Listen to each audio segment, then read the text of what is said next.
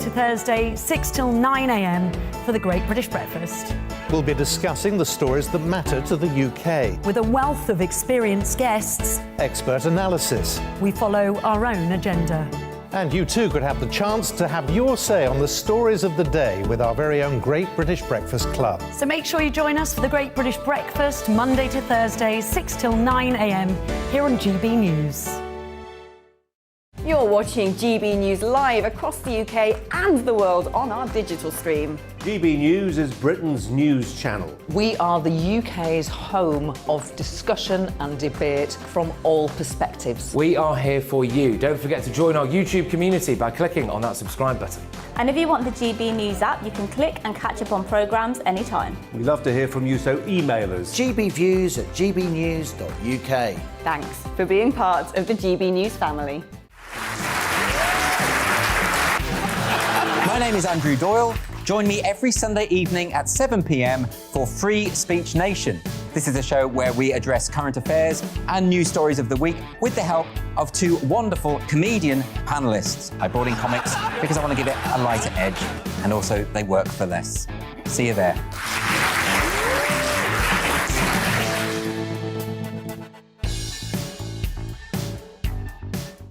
Join my show Farage, 7 p.m. till 8 p.m. Monday through Thursday, and there you will get opinion, analysis, debate, and I'll cover stories that nobody else dares to touch.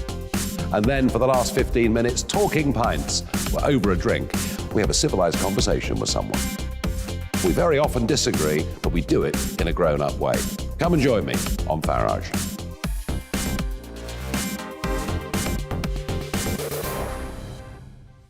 I'm Colin Brazier. I've reported from more than 70 countries around the world, covered wars from Afghanistan to Iraq, from Lebanon to the Balkans. I'm trying to bring that experience, that feel for events, to the studio. And something else. I'm ready to give an opinion. Today's stories with a spark. Brazier from 8 p.m. weekdays on GB News.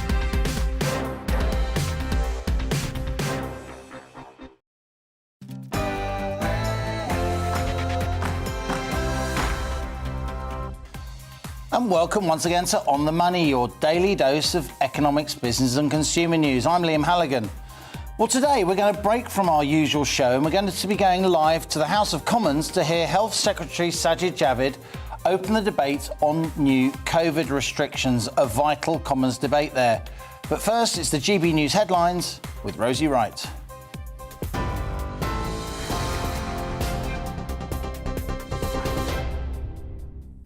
Good afternoon, I'm Rosie Wright. This is your news at 1 o'clock. MPs will vote on new COVID restrictions later as measures to combat the Omicron variant are enforced in England. Face coverings are now compulsory in shops and on public transport, and all travellers to the UK now have to self-isolate until they receive a negative PCR result. Oh, I don't really like wearing them, but if we have to, I will do. Some people will be used to it, so they were just like, okay, it's going to happen. It was going to happen anyway. As a young person, I'm quite worried because, well, we don't know much about it, so I'm just being cautious.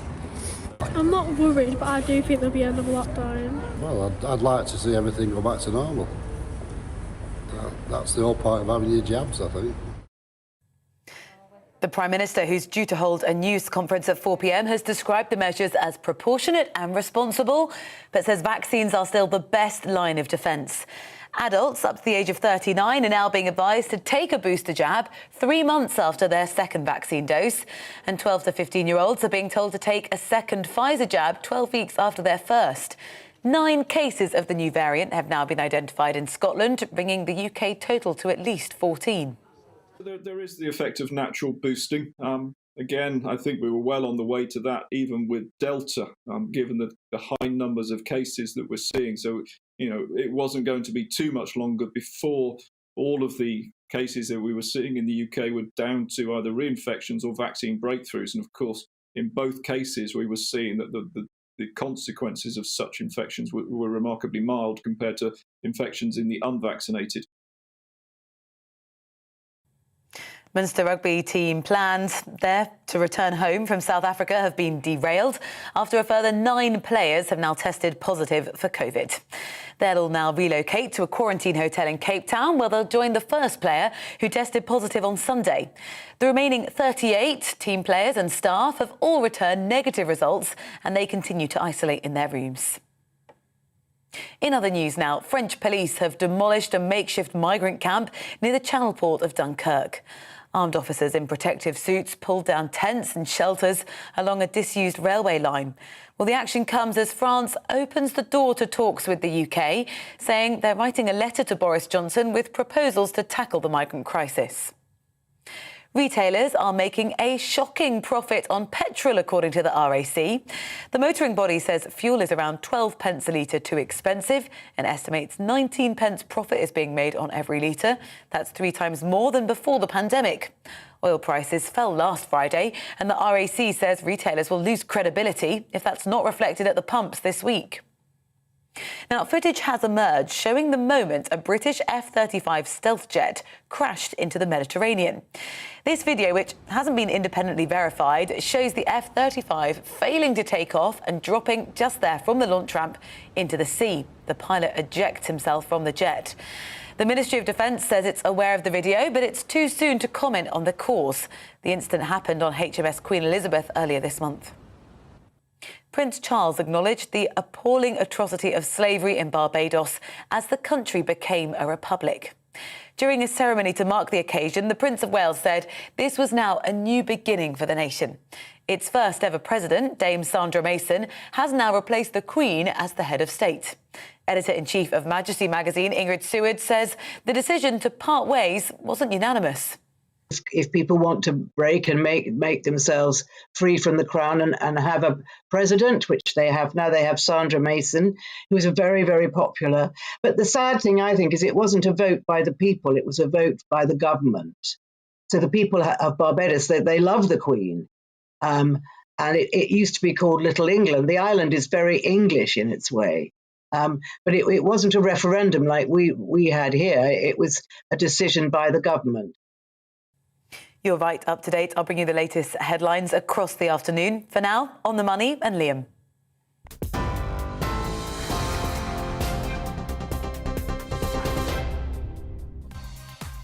And this is On the Money. But coming up today, we'll be breaking from our usual show and going live to the House of Commons to hear Health Secretary Sajid Javid open the debate on those new COVID restrictions. I'll also be discussing what this new Omicron variant and related restrictions could mean for the UK economy and our broader recovery, as well as getting live reaction to the COVID restriction debate from GB News regional reporters across the country. As ever, I want to hear from you on all these subjects, so get in touch. Email gbviews@gbnews.uk or tweet GB News. This is GB News, and you're on the money.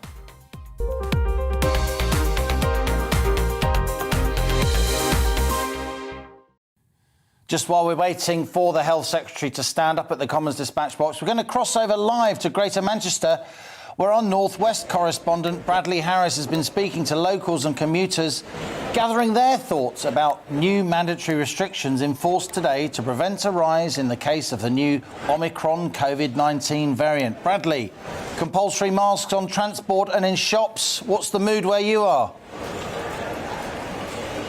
Yeah, well, Liam, I think the mood is very much a shock to some people in Bolton. I'm standing next to the main entrance of Bolton Interchange, people coming in to start their journeys on some of these buses today.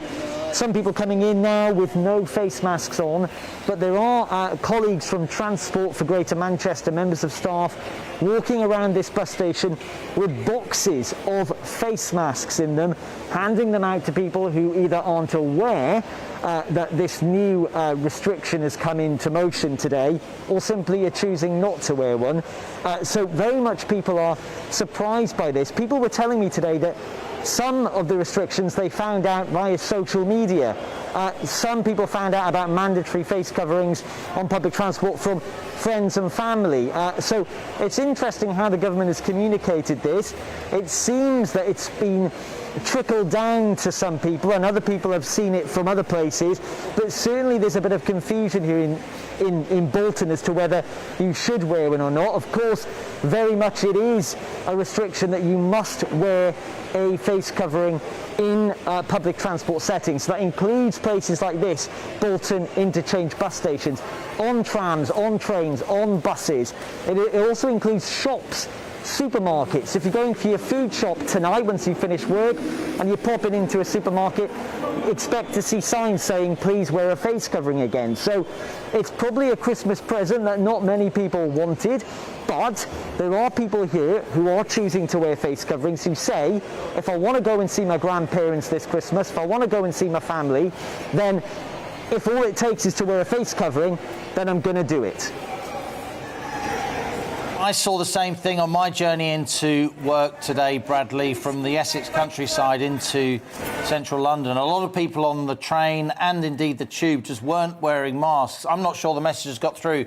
Maybe it will get through once we've heard from Sajid Javid, and that attracts lots of news coverage. I mean, you'll know, we've talked about this in the past. During the last lockdown, the North West suffered in particular because it's such a customer-facing economy, that the economy in your part of the world, it's all about hospitality, it's all about creative industries. It's not so much about manufacturing like it is in the Midlands and the North East. And of course, a lot of manufacturing continued during the last lockdown. So there must be some concern there among business leaders in the North West that even if this isn't a full lockdown, but just minor restrictions, they could have an economic impact. Yeah, you're absolutely right, Liam. The North West was hit, I'd say, the hardest from the pandemic. Very much here in Bolton, they saw that sharp end of those restrictions. Remember when we were in tears at one point, Bolton at one stage was one of the places with the most cases of coronavirus, and outside there were big signs saying social distance, wear your face covering. So now to see those signs back up saying wear a face covering again, people are actually now thinking, oh, here we go again, more restrictions, just when we thought that there were signs that we could go back to normality. But certainly from a business point of view, I was chatting to the facilities manager earlier today from Transport for Greater Manchester. He was telling me that actually they've continued with these measures, hand sanitising stations, face coverings on buses. They've actually been doing that ever since the pandemic began. Obviously, one thing we don't want to see is, and certainly from a Transport for Greater Manchester point of view, is actually less people commuting, being scaremongered by the pandemic and not travelling to destinations. Of course, right now, the station seems to be fairly busy. There are people coming off buses now, but certainly there is going to be an economic impact. When you think about face coverings in shops as we get into that Christmas period and people are starting to get back into the high street again to buy items and Christmas presents for when they go and see family and friends in December, certainly face coverings at the moment, it's mandatory. I don't think it's going to be a big enough barrier to stop people going into shops, but absolutely, just as people are expecting to have a sense of normality, bang, here we are again. There's some restrictions just before Christmas begins. Like I say, it's a Christmas present that probably not many people want, but I was chatting to people in Bolton Interchange a little bit earlier today. Let's just hear some of their thoughts. As a young person, I'm quite worried because, well, we don't know much about it, so I'm just being cautious. We're the younger generation, and I haven't taken the vaccine yet, so I'm not really that worried about it, to be honest. Yeah. I'm not worried, but I do think there'll be another lockdown. What are your thoughts on face coverings becoming mandatory in bus stations, on buses and in shops again? What are your thoughts on that? Well, I don't really like wearing them, but if I have to, I will do. Well, I'd like to see everything go back to normal. That's the whole point of having your jabs, I think. Some people will be used to it, so they were just like, okay, it's gonna happen. It was gonna happen anyway. But for me, I didn't even expect it because it's like 1 minute I'm going to college, just like every other person, like my age, and then I get a message from my mum saying that she found out on social media that the face masks were being brought in on Monday, and it's like, well, that's new. Yeah, you know, it's so interesting hearing people's thoughts on this, because just earlier on I was chatting to a guy who wasn't wearing a face covering in this bus station, and I said, look, your bus has just turned up, are you going to put one on? And he said, if the bus driver says put your face mask on, I'll put one on. He had one in his hand, but he said, unless I'm asked, I'm not going to put one on. It's interesting because also these new measures have come because of this Omicron variant. The government are trying to get measures in place to try and protect people from this new variant, whilst the scientists work out what this variant is, what impact it's going to have on people, and what impact it's going to have on the vaccinations. Because if you remember, it's actually the vaccine that was originally designed for the original strain of coronavirus. But now they're trying to work out what impact it's going to have on this new variant. We've had various variants in the past, Delta, Beta, so we have experienced variants before. And the Beta variant on paper actually looked pretty scary, but in reality, it was the Delta variant. That was the one that was the biggest killer. So I think we've got to wait and see what the scientists are going to come out with. It might be that actually this variant isn't as scary as people think, and actually these restrictions aren't going to be here for as long as we think they are. Or we might have them right through to the new year. But certainly at the moment, people in Bolton in Greater Manchester are surprised that these measures are starting today. They started at 4 a.m. this morning, but there is a sense that people are wearing more face masks than normal. I was here yesterday as well, and certainly today there's considerably more people with them on. Bradley, what's your instinct? I was taken with the statement from one of the gentlemen who you spoke to. You just showed the recording there. He said, I want everything to go back to normal. After all, isn't that why we all had the vaccines? Where do you think the public mood is? Do you think we could see any kind of mass disobedience? Or do you think most of the people who aren't wearing masks at Bolton Interchange on my train this morning are just doing so because they're not quite up to speed with these new rules? Yeah, I think, look, take a walk down the high street that's just a 5-minute walk that way, and many people will be saying roughly the same thing, which is they want their lives to be back to normal. Of course, nobody wanted coronavirus to happen. Nobody wanted or chose to be in a pandemic. And now here we are. We're back into, we've got a little glimmer of where we were just a few months ago when we had those restrictions. I think when people get a taste of normality again, they want to keep it. So as soon as you start hearing things like face coverings becoming mandatory, in fact, remember, we're still in some restrictions at the moment. The 1 metre distancing rule in England is still, that was already in place before these new restrictions started today. But yeah, I think certainly people want to get back to normal. We don't want the same Christmas that we had last year. People want to go and see their families this year. They don't want coronavirus, variants, masks, all in the back of their head whilst they're trying to celebrate with family and friends. I think people are really desperate now for a real bit of normality. Bradley Harris at the Bolton Bus Interchange, GB News Northwest reporter. Thanks a lot for that update. You're watching On the Money with me, Liam Halligan. Still to come, we'll be going live to the House of Commons and discussing what the proposed COVID restrictions mean for the economy, as well as getting reaction to the debate from our GB News regional reporters across the country. Stay with us. We'll be back after the weather. You're On the Money. It's time to remind ourselves there's always another winter. Canary Islands sponsors the weather. Hello again. It's much milder out there today compared to yesterday. It's a fairly grey day for most, with a bit of rain across the northwest, and we'll all get some heavy rain and gusty winds overnight tonight.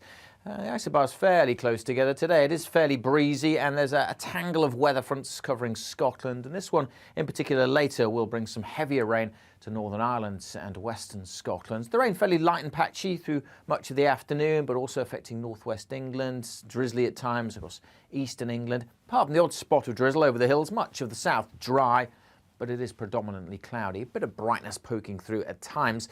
We'll see temperatures up to maybe 13 Celsius. Generally double digits, so much milder than yesterday. But turning wetter through this afternoon for Northern Ireland, Western Scotland. This band of heavy rain will then swing its way across England and Wales through the evening and overnight, accompanied by some gusty winds. The winds will suddenly start to whip up, and it could get very windy on some of these North Sea coasts, particularly across the eastern side of England through this evening and during the early hours.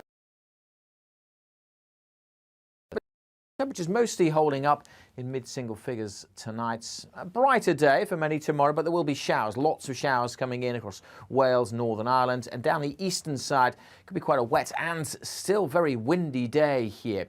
Elsewhere, I say just 1 or 2 showers, a bit more in the way of sunshine compared to today, but a colder feel with temperatures back in single figures, and add on that wind, it will feel even colder. Quite a chilly wind blowing through Wednesday. The showers mostly of rain, but increasingly turning to snow across northern Scotland during Wednesday evening, and just the threat of a bit more snow pushing south during Wednesday night and into Thursday morning. So chance it could be a bit icy on Thursday morning. There could be some snow around.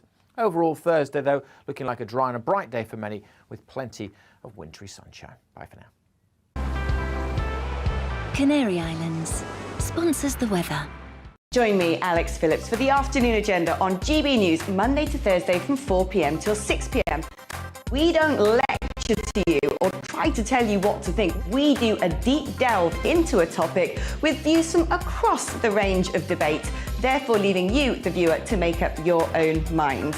Join me, Alex Phillips, for the afternoon agenda on GB News, 4 till 6, Monday to Thursday. You're watching GB News live across the UK and the world on our digital stream. GB News is Britain's news channel. We are the UK's home of discussion and debate from all perspectives. We are here for you. Don't forget to join our YouTube community by clicking on that subscribe button. And if you want the GB News app, you can click and catch up on programmes anytime. We love to hear from you, so email us. gbviews@gbnews.uk. Thanks for being part of the GB News family. My name is Andrew Doyle. Join me every Sunday evening at 7 p.m. for Free Speech Nation. This is a show where we address current affairs and news stories of the week with the help of 2 wonderful comedian panellists. I brought in comics because I want to give it a lighter edge, and also they work for less. See you there.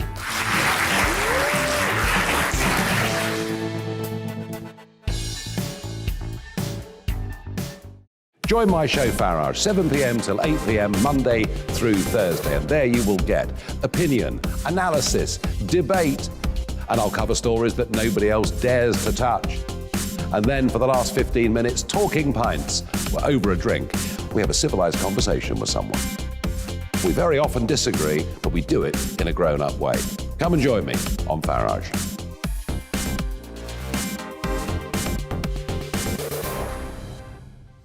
I'm Colin Brazier. I've reported from more than 70 countries around the world, covered wars from Afghanistan to Iraq, from Lebanon to the Balkans. I'm trying to bring that experience, that feel for events, to the studio. And something else. I'm ready to give an opinion. Today's stories with a spark. Brazier from 8 p.m. weekdays on GB News.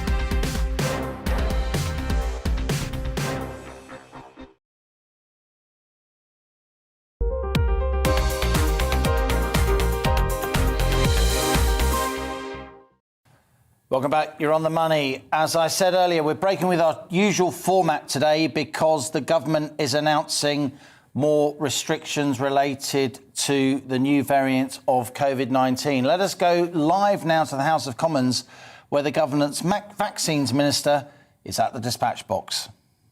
These 2 statutory instruments, one on face coverings, one on public health restrictions. It is right, of course, to be acting urgently, given the seriousness of the threat, Mr Speaker, but it is sad to be debating these after the fact. We need to build public confidence in whatever measures we bring in, and it is always better is to do beforehand rather than afterhand, to show that this parliamentary scrutiny really matters. I will give way. Parliamentary scrutiny point. I'm very pleased to hear him say that. He will know that yesterday I asked the government for assurances that if they were to extend these measures or to want to strengthen measures after the House has risen for the Christmas recess, that I felt the House should either continue sitting or be recalled. The Leader of the House, in answer to my question, suggested that it would be up to the House. Can I ask the honourable gentleman speaking for the opposition if he agrees that if the government brings forward strengthened measures or wants to extend these after the House has risen, does the opposition support the House being recalled so that we can debate the matters, vote on them in advance, or is he prepared to give the government a blank cheque? I'm grateful to the right honourable member for that intervention. My predecessor as Member of Parliament for Nottingham North had himself a strong period around recalling Parliament in 2003, so he would smite me down if I dismissed him out of hand. He's trying to draw me on a hypothetical, which I'm not going to do that. However, what I would say is, when we were getting through the backlog of such SIs over the summer, I said to the Minister then, the Honourable Member for Bury St Edmunds, that I would have met at any hour, at any time to get through some of them, because they were weeks and weeks delayed at some point. So I haven't changed my view there, though I suspect I will give way to them. I thank the honourable member for giving way, and particularly on that point that my colleague just raised. Representing the party that he does the Shadow Minister therefore think that we should come back before Christmas, or maybe after Boxing Day and before New Year, if the House is to be recalled? The honourable member for Lincoln's question makes me think that he's got some plans booked. If the honourable member is trying to book a weekend away, I would not let me set those dates for him. So turning to the regulations, starting with the Health Protection Coronavirus Wearing Face Coverings England Regulations 2021, number 1340, it is right to reintroduce masks on public transport, in shops and other settings, including banks, hairdressers and post offices, for those who aren't exempt. This is a measure that should never have been abandoned, and whilst mask wearing in public spaces forms part of the government's Plan B, it was always on our bench as part of our Plan A rather than an emergency measure, as was encouraging working from home where possible. I will give way. I'm grateful to my honourable friend because I'm slightly confused by these measures, because surely within any indoor setting the risks are the same, and whether you're on public transport, in a shop or some other indoor space, the risks still exist. So could he tease out maybe why there is an inconsistency within these regulations? Yeah, the honourable member for York Central makes a very good point that I will cover shortly, but I would say that yes, of course it should apply to public transports and shops, and also I would say to the House of Commons chamber, but I'll get to that shortly too. I'll give way to the member. Thank you very much. I thank the honourable member for giving way. Last night I walked past the Shadow Cabinet room and there was quite a party going on inside the room last night, and I popped my head round the corner. There was lots of drinking and shuffling going on. You know, that's fair enough. That's the rules at the moment. Knock yourselves out, it's nearly Christmas. But why is it okay to come into the chamber and tell us all one thing in front of the cameras and do something completely different behind closed doors? If the honourable member is seeking to redress grievances relative to what parties he has and hasn't been invited to within the Labour Party, I'm afraid I'm simply the wrong person to address those concerns to. But I would ask that the Minister, in order to build confidence in this issue, publishes the guidance that she and her colleagues have relied on, that say that public transport and shops are areas of likely transmission, that hospitality, for example, is not. Because again, we do need to build confidence in that way. Regarding public transport, Mr. Speaker, anybody who's taken on journeys on public transport in recent months will have seen firsthand a lack of compliance, and that's of course just the Prime Minister. But beyond that, all of us will have seen that on the tube or similar on our commute. I'll give way. Just on the enforcement point, and I like him, have probably travelled on the tube in recent months and seen a lack of compliance. But the enforcement on the tube is, of course, handed over to TfL officers. Does he think that the London Mayor should be doing more to enforce mask wearing on the tube? I'm grateful to the member for working for that intervention. I mean, we obviously will now see how these regulations are effective. They've only been going, 9.5 hours. But I do have reticence, as I'm going to get to very shortly, about members of staff whose primary job has not traditionally been to enforce such measures now being put into that place. And I think that gets to the point that the honourable member for Sheffield Central was getting to. So on enforcement, I will give way. Thank my honourable friend for giving way. The issue surely is that enforcement is impossible when people can just claim an exemption. And you're not allowed to ask, why have you got an exemption, can you prove it? Right from the very beginning, shouldn't we have had a system in place where if people wanted an exemption, a medical exemption, the Minister called it, then there had to be medical confirmation that someone was entitled to it because they had a medical condition which meant that wearing a mask was actually damaging to their health. I'm grateful for the honourable member's intervention. I mean, we're certainly after the fact now on that. I do think we have to protect the principle that those for whom it would be a detriment to their health, that we don't expect them to wear masks. I think that is the right level of proportionality, but we're reliant on good faith and people therefore not abusing that, and I would be very disappointed to hear in the cases that he has raised.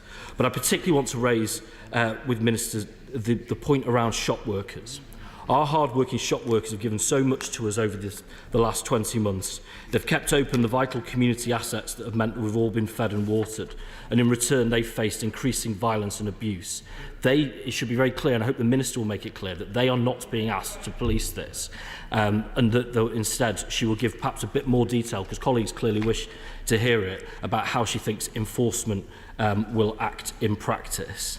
The largest number of infections, Mr Speaker, are now in those aged under 20, with the peak approximately 10. This is a big part of continuing transmission, but the changing policies and the drifting policies on masks has created confusion across schools, colleges and universities. Could the Minister confirm the new requirements across all settings? I'll give way. For giving way. I'm very pleased that the compulsory mask wearing hasn't been extended to the hospitality sector. I think it would be deeply damaging for those businesses if that had been the case.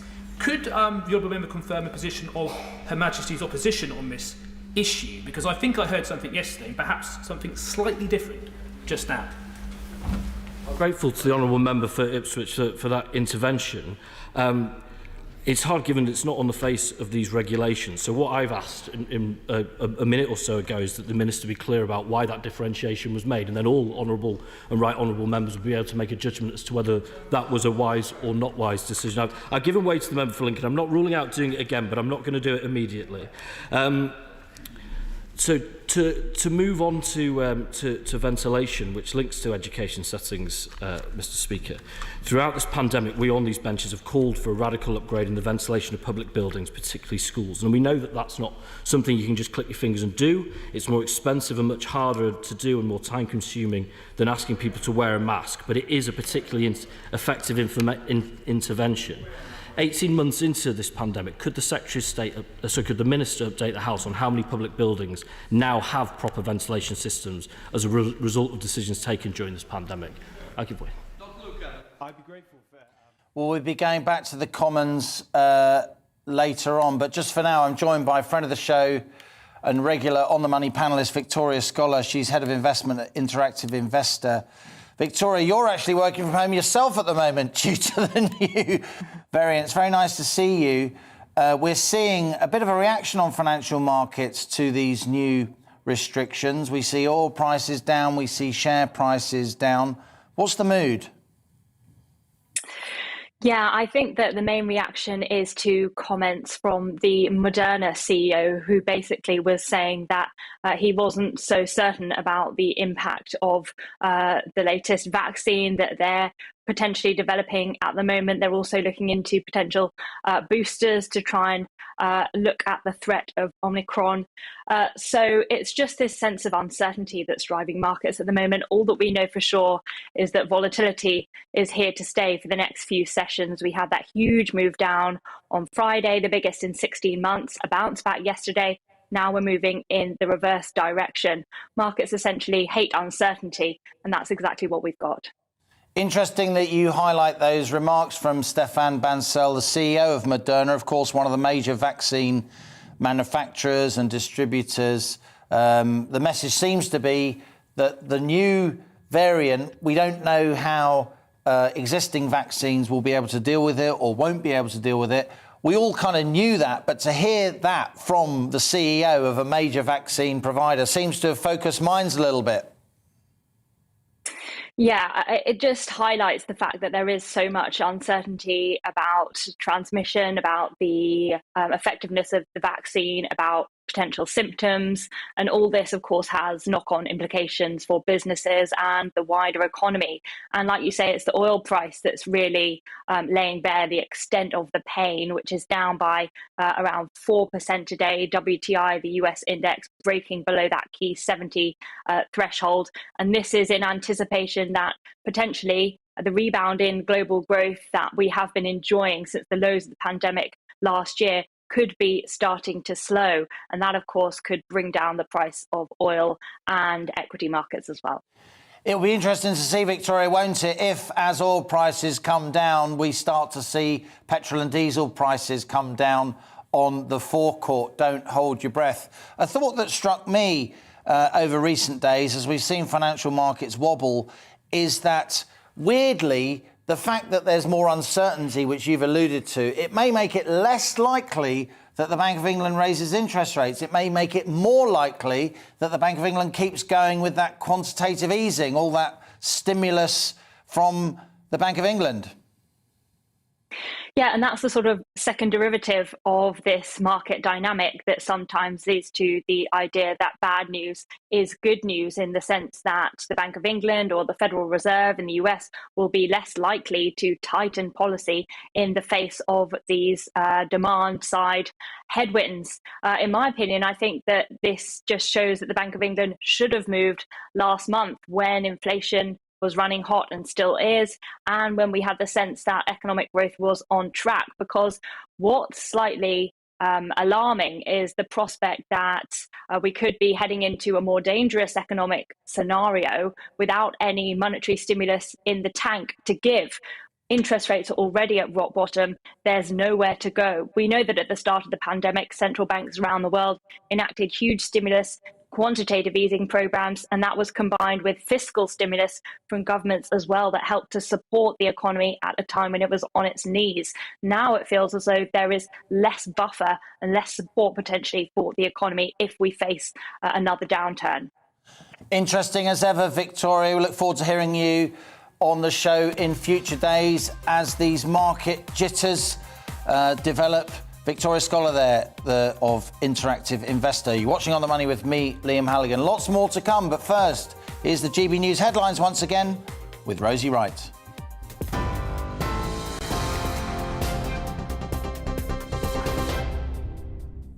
Good afternoon. Let's get you up to date.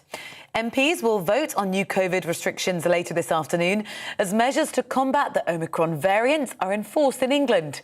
Face coverings are now compulsory in shops and on public transport, and all arrivals to the UK now have to self-isolate until they receive a negative PCR test. The Prime Minister is due to hold a news conference at 4 p.m. Conservative MP Anne-Marie Morris told GB News that she won't be backing the bill. No, I won't be supporting the government. I will be abstaining because I do not believe at the moment what is being proposed is proportionate. It is something which I think may result in more than just the wearing of masks. I think what it may land up with is schools closing. It may land up with the plays at schools being cancelled.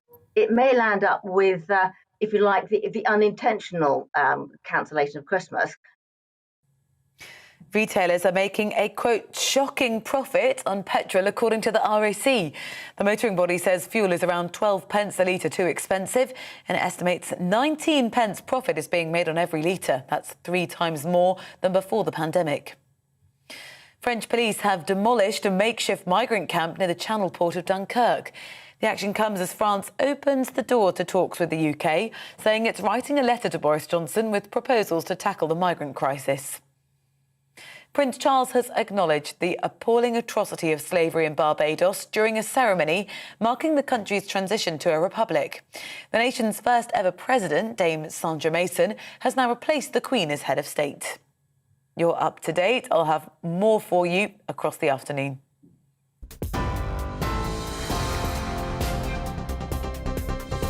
You're watching GB News live across the UK and the world on our digital stream. GB News is Britain's news channel. We are the UK's home of discussion and debate from all perspectives. We are here for you. Don't forget to join our YouTube community by clicking on that subscribe button. And if you want the GB News app, you can click and catch up on programmes anytime. We love to hear from you, so email us. gbviews@gbnews.uk. Thanks for being part of the GB News family. My name is Andrew Doyle. Join me every Sunday evening at 7 p.m. for Free Speech Nation. This is a show where we address current affairs and news stories of the week with the help of two wonderful comedian panellists. I brought in comics because I want to give it a lighter edge, and also they work for less. See you there.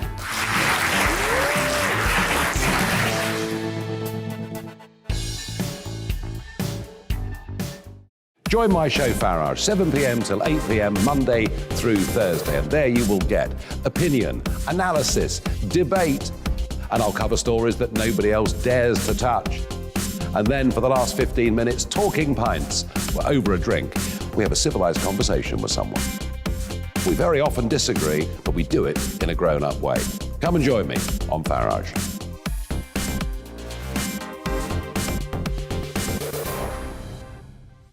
I'm Colin Brazier. I've reported from more than 70 countries around the world, covered wars from Afghanistan to Iraq, from Lebanon to the Balkans. I'm trying to bring that experience, that feel for events, to the studio. And something else. I'm ready to give an opinion. Today's stories with a spark. Brazier from 8 p.m. weekdays on GB News.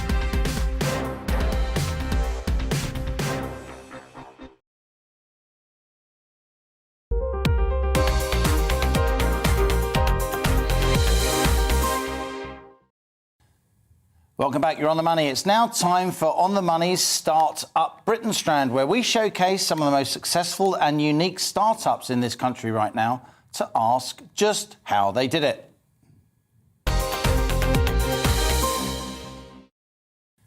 Now, Sine Foss Bodal hails from Norway, and she leads No Fences operations in the UK, which is the world's first virtual fencing solution for livestock. The Norwegian scale-up is the first in the world to build GPS and cellular technology into specially designed collars for animals to help farmers graze their livestock on pasture without the need for traditional penning and electric fences. And this state-of-the-art farming technology is even being used by TV personality turned farmer Jeremy Clarkson. Never heard of him. Now, Sine is an activist in positive environmental change and has a broad knowledge of the UK and European farming and our broader agricultural industry. Here she is. Great to have you in the On the Money studio. So tell us about how the product works. How do you keep the animals where they should be? Well, that's a good question. So No Fences is a collar-based system where we put collars around the neck of the animal and we draw virtual paddocks in an app on our phones. And what happens is the animal encounters the boundary and then there is an audio signal and then the animal turns around because it knows if I don't turn around, I get an electric pulse. So it's like a little electric shock to the neck, which just wards the animal off. Now, this is very interesting because I've got two dogs, right? And they wear these electric collars. But in order to make them work, we had to dig up part of the garden across the front gates and bury in the concrete an actual physical wire to make it work. Does your system need that or not? Not at all. That's amazing. Yeah, we're GPS-based, which gives us a lot of flexibility. So I can change paddocks on my phone instead of digging in the ground or putting down fence posts. That's amazing because at my home we had to literally dig a little trench that was like 4 metres wide. But when you're talking about farms, you're talking about, tens of miles, which obviously costs a huge amount of money. And then you've got to maintain those wires in the ground as well. Yeah, very true. And I think the real update on fencing there hasn't really been anything since the 70s when we had electrical fencing come along. So No Fence, in a sense, is quite a big step, going from fencing manually in the fields to fencing on your phone. It's amazing because I'm sure lots of drivers will be thinking as they watch this discussion, GPS, sometimes it isn't really all that accurate. You're not quite sure what end of the street you're at, if you should be turning left or right. You end up in some lay-by. You must have really, really accurate GPS signalling. What is it about your system that means you can literally pinpoint to within a metre or two? Mm-hmm. So a metre or two is a good estimate of where we are now. And the way we do it is that we cross-position using several systems. So we use the GLONASS and the GPS and other systems to find the correct position of the animal. And I think we're also very much benefiting from where we're coming from. We're coming from Norway, which is a country of these massive mountains and, you know, thick forest and woods. So we've used the system under the toughest conditions. And now we've gathered 129 million hours of grazing with the system, which makes us confident that we know what we're doing and we can keep the animals in. So tell us when the business was set up to generate that 129 million hours. I was listening. When did you get involved and how did you get involved? I mean, you don't look like a farmer to me, with all due respect. I know farmers come in many shapes and sizes these days. No fence came along quite a long time ago. So the idea was started from a Norwegian farmer who's our founder and CTO at the moment, Oscar. He started back in the 90s and thought of, you know, imagine if we can fence animals without physical fences, because he was throwing the grass over the fence for the animals and he thought, they might as well be grazing it themselves. And then it took a long time for him to do a lot of prototypes and start working on it. But now it's 10 years since the company was established. And the whole basis has been on, or the product started from the goat herd of the founder. The goat herd of the founder? Yeah. And myself, I got... It's like Heidi meets Bill Gates or something. It's a real traditional and high-tech solutions coming together. Yeah, so the majority of the company, when I started, which is now 2 years ago, was actually farmers with engineering degrees who then, you know, the benefit is that we can take the products from the factory as they are produced and put them on animals straight away. So what other countries, I mean, it's in Norway, it's in the UK, where else has no fence spread to? What's your vision for the company? Well, the vision is to be a global fencing solution. And we are now live in a lot of European countries, so Spain, France, Italy, Switzerland, Germany, Belgium. But the main country is Norway, and then the UK is right behind at the moment. I mean, there should be tremendous savings here for farmers. It's not as if they can rip down those dry stone walls that many people think are very beautiful and, of course, taken hundreds of years.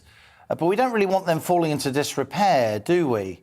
So how can no fence, with the obvious technical benefits it brings, how can it kind of cohabit and work alongside traditional farming methods and traditional stewardship of the countryside in all its beauty? Yes, I think the real benefits of no fence is when you see the dynamic side of the fencing. So what we want to be part of is to optimalise the way farmers graze their land or help them be a tool to manage their grazing better, because the key is not necessarily to replace hedges or physical fencing, but to use that to kind of manage the animals better, move them more often, give them access to fresh grass, which then gives them the ability to grow faster, which is what we want to do.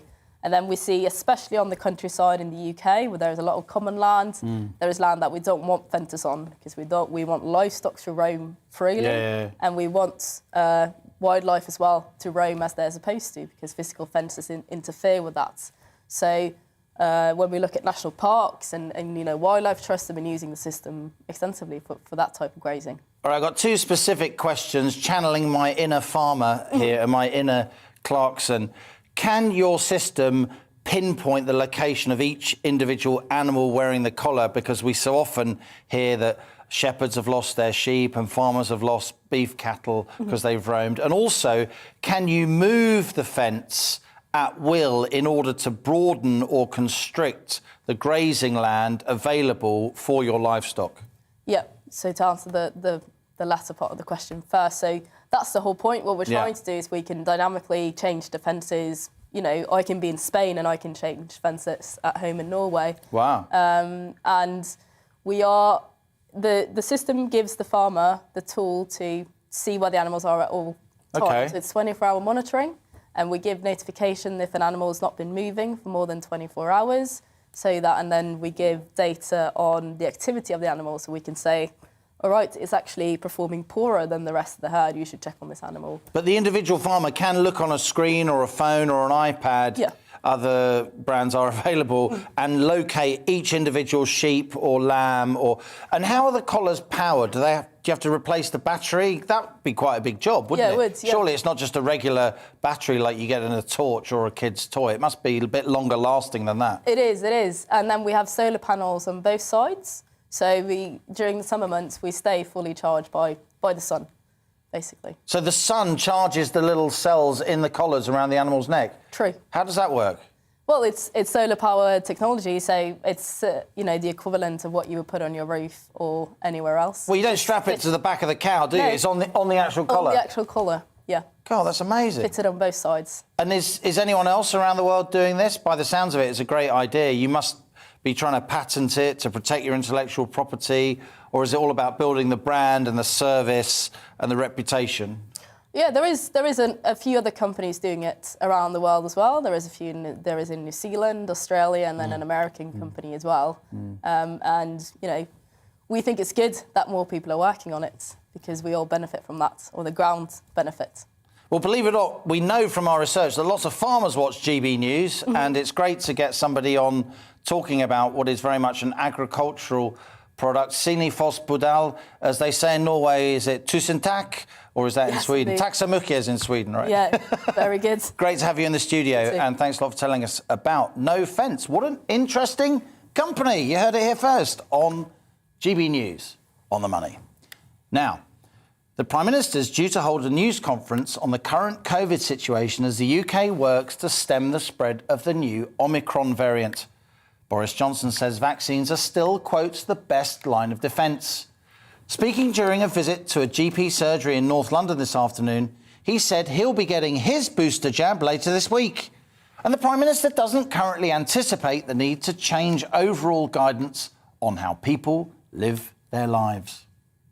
I, first of all, want to thank the NHS for the GPs, all the staff, the volunteers here at the centres like these up and down the country. They've been working so hard. If you think about what they've done in the last year or so, hundreds of millions of vaccines have been distributed. Over 100 million vaccines have been distributed, and the effort has been incredible. And I know that people will be thinking, have we got to make another great surge like we did earlier this year? And I'm afraid the answer to that is yes. And I just want to say that we'll throw everything at it. And I hope that we can do the same thing again, because everybody can see the situation. We've made a huge amount of progress against the Delta version of the virus, of coronavirus. We now have this question about the Omicron variant that has been located in some parts of the world and now in the UK as well. And while there's doubt about what exactly that variant can do, what we do know is that the boosters can give you a lot of protection against all types of the virus. And we think that's overwhelmingly likely at any rate. So the crucial thing is for everybody now to come out and get your boosters. And that's what the JCVI are now saying. And we've no doubt at all that the NHS, all the volunteers, the army, everybody can rise to the challenge. Is it going to be hard work? Yes, it is, but I know that people can do it. Now, people are understandably worried whether or not they should modify their behaviour. I just want you to talk a little bit about what people should and shouldn't do in the next few weeks. Yes. For instance, should parents not expect to see nativity plays face to face? Could schools close early? Should people just pause booking that foreign Christmas holiday?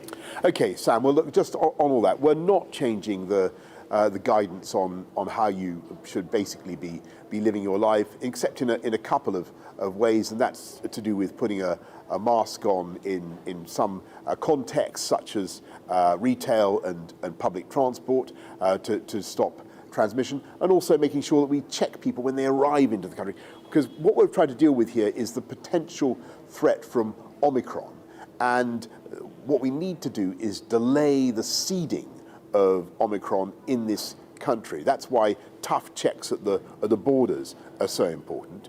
But we don't see any need at present, certainly, to change the overall guidance about how people should be living their lives. And provided people continue to be cautious and sensible, we think that's the right approach. Because if you look at what's happening with the overall state of the pandemic, the Delta, our strategy for fighting the Delta version, the one that's been most dominant for a while now, has basically been working. And there's no doubt at all that though cases are high, the numbers of people being admitted to hospital, numbers of people being admitted to ICU, and sadly, number of people dying, those numbers have all been coming down. So it continues to go in the right direction. What we need to do is to take special measures now to protect against the arrival of Omicron, to delay until we've established exactly what we're dealing with. And so we need the scientists at Porton Down, we need the scientists in the vaccine companies to work out exactly to what extent this new variant, Omicron, may escape the vaccines. And that means, and there are ways in which it can escape. It can either be more transmissible, or else, of course, it can cause more serious illness and death. And I just want to stress, whatever the risks, the answer is everywhere and always to get the booster, because we think that it's overwhelmingly likely that the booster, getting vaccinated will give you more protection. If that's the case and only small changes are being requested by you, what do you think Jenny Harris, your advisor, said this morning that people should think about, in her words, not socialising when you don't particularly need to over the winter months? Why do you disagree with her? I think it's always sensible to be careful, and I think what Jenny is saying there is right. You know, we've been living with a pandemic for a long time. People should continue to do things like make sure they have lots of fresh air, they wash their hands, and take normal precautions. I think that's entirely reasonable. But we're not going to change the overall guidance. We don't think that's necessary. We don't see anything to suggest that we need to go, for instance, to Plan B. But what we do need to do is take particular precautions against Omicron until we've worked out exactly what kind of a threat it may present. But whatever kind of a threat it may present, Sam, the crucial thing to do is for everybody to go out and get vaccinated. And yes, it's going to be a big campaign, and it will absorb a huge amount of effort, but I've no doubt that the NHS, the volunteers, and everybody else can do it.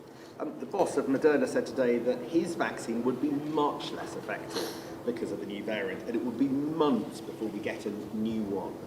Do you think that's right? I think what Stéphane Bancel was saying is probably right, but you need to look at what he's not necessarily saying that this will mean that the vaccines are ineffective against serious illness or death, and they may be less effective in preventing transmission. We see some evidence from South Africa that it's the virus. Omicron is transmitted between people who have been vaccinated, but it's not clear to what extent this means that you're going to pick up a severe case of Omicron, or that will have a problem with serious illness and death. Final question, Prime Minister. You're telling the nation to get its boosters. As far as I can tell, you're eligible. Why haven't you had it? I am, and I've been waiting, but I'm proud to say that I'll be going along later this week, and I'm sure it will be duly recorded by the media. I've been waiting faithfully for my time to come due. But as you know, JCVI have accelerated the timetable for everybody and reduced the delay from your second jab to your booster now to 3 months, which is great. Prime Minister Boris Johnson there reassuring all of us he's about to get his booster jab. You've been watching On the Money with me, Liam Halligan. I'll be back on the money tomorrow with your daily dose of economic, business and consumer news. So join me then. We'll catch up with previous episodes via the GB News app. Thanks for joining me today. I'll see you very soon. I'll be joined by Gloria Di Piero. Stay with us. It's time to remind ourselves there's always another winter. Canary Islands sponsors the weather.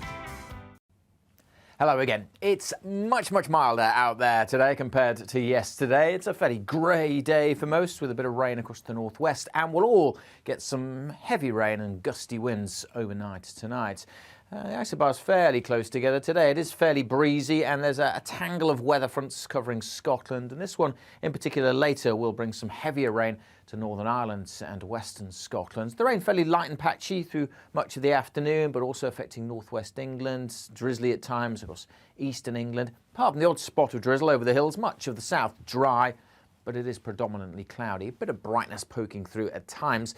We'll see temperatures up to maybe 13 Celsius. Generally double digits, so much milder than yesterday. But turning wetter through this afternoon for Northern Ireland, western Scotland. This band of heavy rain will then swing its way across England and Wales through the evening and overnight, accompanied by some gusty winds. The winds will suddenly start to whip up, and it could get very windy on some of these North Sea coasts, particularly across the eastern side of England through this evening and during the early hours. It will turn colder into tomorrow, but temperatures mostly holding up in mid-single figures tonight. A brighter day for many tomorrow, but there will be showers, lots of showers coming in across Wales, Northern Ireland, and down the eastern side. Could be quite a wet and still very windy day here. Elsewhere, I say just one or two showers, a bit more in the way of sunshine compared to today, but a colder feel with temperatures back in single figures, and add on that wind, it will feel even colder. Quite a chilly wind blowing through Wednesday. The showers mostly of rain, but increasingly turning to snow across northern Scotland during Wednesday evening, and just a threat of a bit more snow pushing south during Wednesday night and into Thursday morning. So chance it could be a bit icy on Thursday morning. There could be some snow around. Overall Thursday, though, looking like a dry and a bright day for many, with plenty of wintry sunshine. Bye for now. Canary Islands sponsors the weather.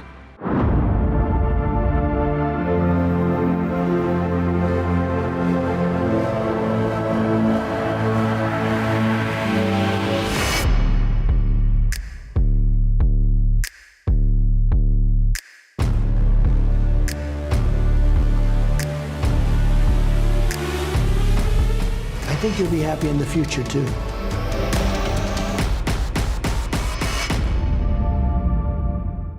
You're watching GB News live across the UK and the world on our digital stream. GB News is Britain's news channel. We are the UK's home of discussion and debate from all perspectives. We are here for you. Don't forget to join our YouTube community by clicking on that subscribe button. And if you want the GB News app, you can click and catch up on programmes anytime. We love to hear from you, so email us. gbviews@gbnews.uk. Thanks for being part of the GB News family. My name is Andrew Doyle. Join me every Sunday evening at 7 p.m. for Free Speech Nation. This is a show where we address current affairs and news stories of the week with the help of two wonderful comedian panellists. I brought in comics because I want to give it a lighter edge, and also they work for less. See you there.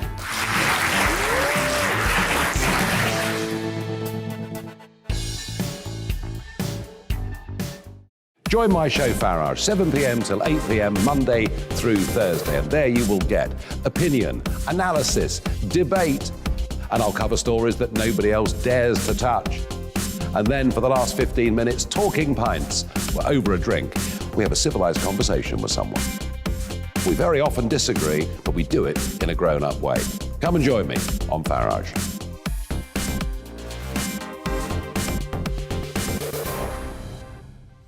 I'm Colin Brazier. I've reported from more than 70 countries around the world, covered wars from Afghanistan to Iraq, from Lebanon to the Balkans. I'm trying to bring that experience, that feel for events, to the studio. And something else. I'm ready to give an opinion. Today's stories with a spark. Brazier from 8 p.m. weekdays on GB News.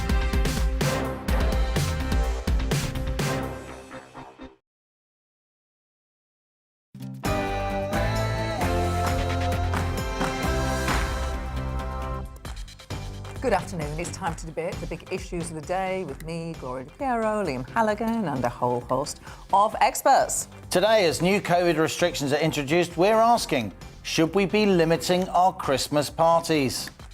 That's because a leading NHS official has said people should avoid socialising as a way of restricting the spread of the new Omicron variant. But first, it's the GB News headlines with Rosie Wright.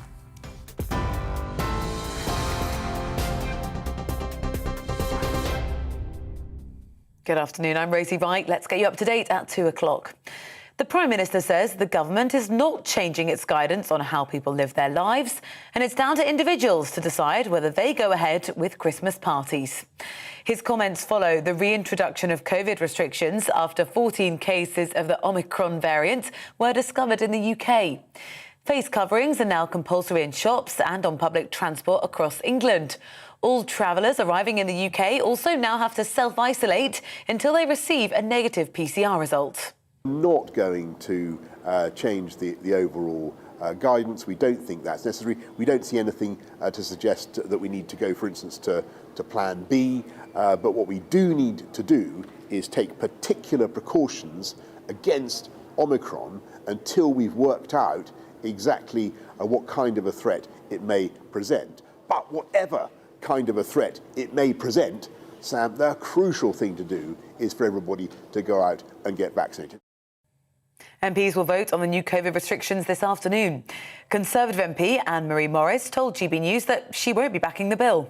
No, I won't be supporting the government. I will be abstaining because I do not believe at the moment what is being proposed is proportionate.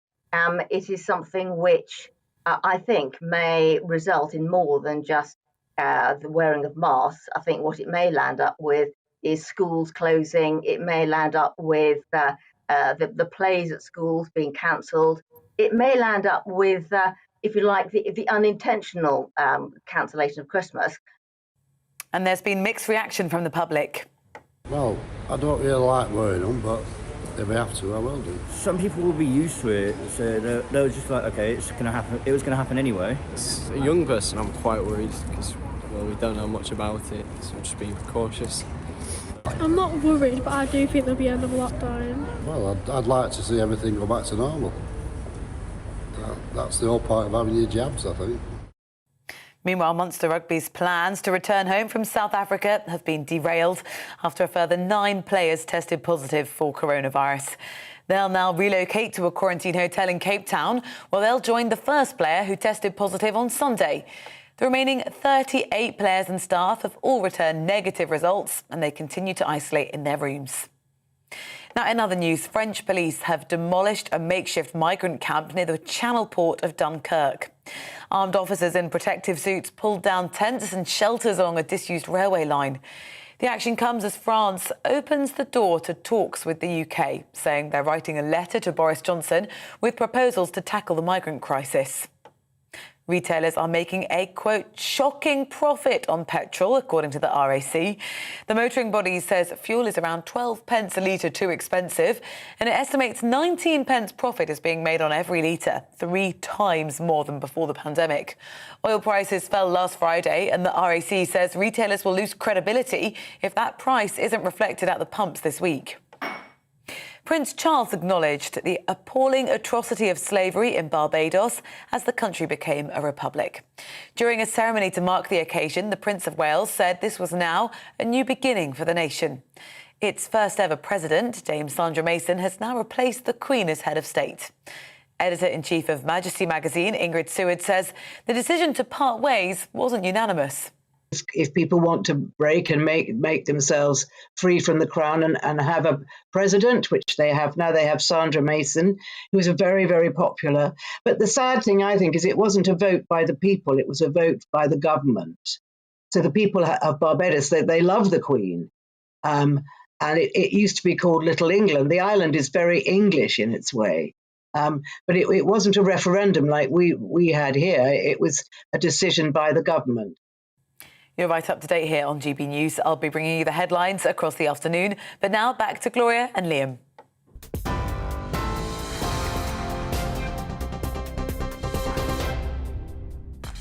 Coming up today on De Piero and Halligan. As new COVID measures are introduced, we're asking, should we be limiting our Christmas parties? It's because a leading NHS official has said people shouldn't socialise unless necessary in order to restrict the spread of the Omicron variant. It's not just our guests we want to hear from, of course. Join the debate with your view. Email gbviews@gbnews.uk or tweet us @GBNews. Should we be socialising in the run-up to Christmas? Stay with us. Welcome to the programme. So, COVID rules are being strengthened once more in response to concern over the newly identified Omicron variant. They include mandatory mask wearing in shops and on public transport in England. There are also new rules for those who enter the UK, and all contacts of suspected Omicron cases will have to self-isolate for 10 days. And boosters will be offered to all adults and a second jab offered to children aged 12 to 15. Now, a leading NHS official is suggesting we could go further and limit the social contact that we have.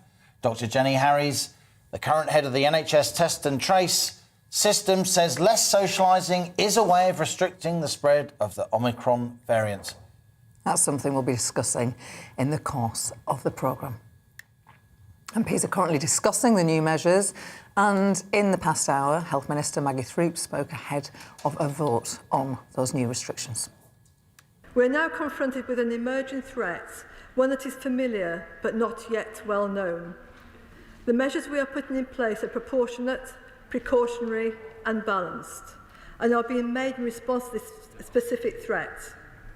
Late last week, the challenge arising from the latest COVID-19 threat from the variant of concern known as Omicron emerged.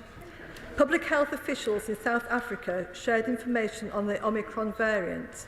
It was identified as a coronavirus variant of concern. Thanks to our world-leading genomic sequencing experts at the UK Health Security Agency, we were able to identify that some cases of this new variant were present in this country. So far, we have identified 14 cases in the UK, and we unfortunately expect to find more in the coming days.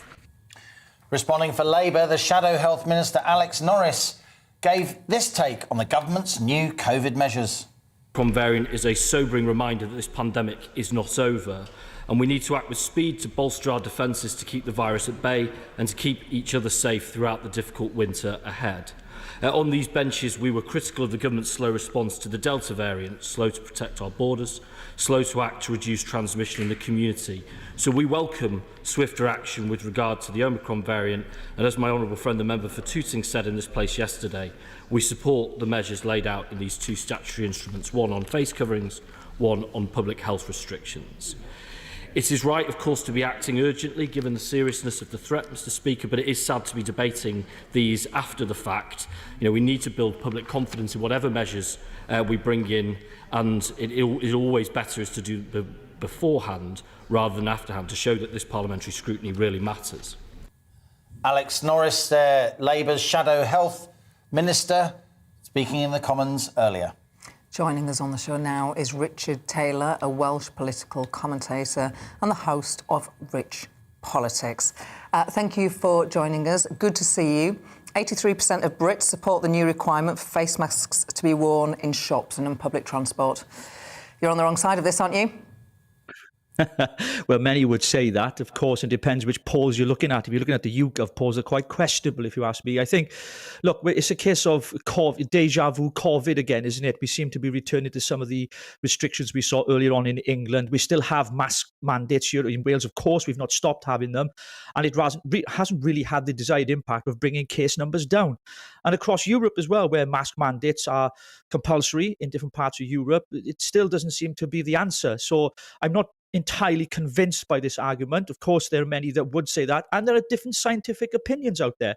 You know, we don't just take one of them. The government is slowly bringing in these restrictions, Gloria, and I fear that Boris is heading towards further restrictions in England, as we've seen here in Wales and certainly in Scotland. What would you be recommending, Richard Taylor, if you were in the Cabinet? How should we be responding to this? Yeah, I think there's a number of Conservative MPs on the backbenchers who said the same, that, look, we should trust the public. Personal responsibility and pro-choice is what I'm a great advocate and believer in. And I think we should trust the public. If people want to wear masks, let them wear masks. Don't shout at them. I'm not one of those who advocates that side of it, but certainly give people the choice. The irony of all this is, here in Wales, for example, you can't go to a cinema unless you show a vaccine passport and you're masked up, but you can go to a pub, which is packed with people, hundreds of people, all drinking, sitting close to each other, talking, and that's acceptable. So even the rules themselves, certainly in England, as they're now being introduced with a £200 fine, they don't seem to be proportionate to the actual problem. And let's not forget as well, the South African government have said to us, I've heard numerous commentators mention this, including the government there in Africa as well, to say that we shouldn't be worrying about this. But you look at Sunday's papers this week, and all we read was apocalyptic messages from mainstream media and from some politicians, and yet we know nothing or hardly anything about this virus at this stage, apart from some of the symptoms, which are being tired and having a headache. My personal opinion is, Liam, we need to learn to live with this virus. We can't keep putting restrictions in time after time after time, every time there's a new variant. Because what's the exit strategy? Do we introduce a new jab for every variant? When does this end? And it ends when we stop complying and stop consenting and get on with our lives. Most of the population has been vaccinated. Richard, you say mask wearing should be a matter of individual choice. The problem with that is that mask wearing only works if we all do it. Yeah, I take your point, Gloria, and I respect that. But there are a lot of people like myself who don't believe in the efficacy of masks. There is science out there to say that they don't work. I was on a train yesterday traveling to Cardiff, and a woman took the mask off, put it on the table. She's handled it with her hands all over the table where obviously there's germs and all kinds of things, then puts the mask back on her face. I mean, look, to me, it's one of those things that I don't believe that it's having the desired impact. The figures don't lie. The figures tell us in Wales, where we've had mask mandates, that the numbers of people with the virus are high in Wales. And they have been since the mask mandates have been in place anyway. I'm not saying you shouldn't wear one, but where's the proof? Where's the evidence? Remember at the start of this, the WHO were telling us that they don't work. We had Dr. Hillary on ITV telling us they don't work. Now all of a sudden they work. Well, they work for the big companies making them, that's for sure. Richard, in the end, this is the UK. We're a pretty law-abiding people, aren't we? England, Scotland, Wales and Northern Ireland. If the government says we need to wear masks, in the end, won't sort of social pressure mean that pretty much everyone ends up wearing masks? Yeah, and I think that's the concern I have, because it's not out of choice, is it? It's been regulated, legislated for, and people will be fined. I mean, I ask the question, what kind of a society do we want to live in? Because if we do this every time there's a new variant, and don't forget this virus mutates, so it changes course. Do we then introduce restrictions inevitably for the future? Are we going to live in a society where every single year people will be expected to wear masks? Will we be mandating vaccines? Will we be locking people down again? I mean, these are serious questions around social and civil liberties that I think have not been debated correctly. The public haven't had a say. I know that Gloria quoted the polls earlier. I don't have much confidence in the polls. From what I'm witnessing here in Wales, the mask mandate is not working. Around shops, pubs, places I go, people ain't wearing them. They're not paying any attention to the government whatsoever. Whether that's right or wrong, that's up to them to make that decision. But I personally feel that mandating something is the wrong way forward. We've been coerced by this government for far too long to comply.